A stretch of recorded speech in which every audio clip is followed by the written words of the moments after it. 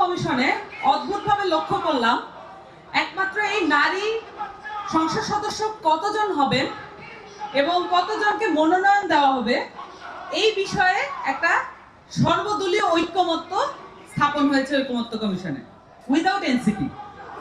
সেখানে এনসিপি শুধুমাত্র এবং এবি পার্টিও সেখানে ছিল। তা আমরা বলেছি যে সংসদে নারীদের পার্টিসিপেশন নিশ্চিত করার লক্ষ্যে অবশ্যই এটা 30% নারীর প্রতিনিধিত্ব থাকতে হবে এবং সরাসরি প্রত্যক্ষ ভোটে নির্বাচিত হয়ে আসার জন্য সরাসরি মনোনয়ন দিতে হবে।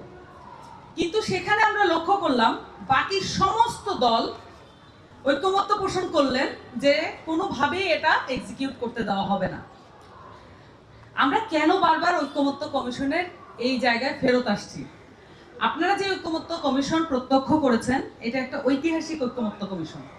ইটস লাইক এই ঐক্যমত্য কমিশনটা আসলে সেই গণপরিষদ বিতর্কের একটা ধরন, যেই গণপরিষদ বিতর্ক আপনারা পার্লামেন্টে দেখতে পেতেন হয়তো, সেটার একটা লাইভ টেলিকাস্ট বা একটা ট্রেইলার আপনারা ঐক্যমত্য কমিশনে দেখতে পেয়েছেন।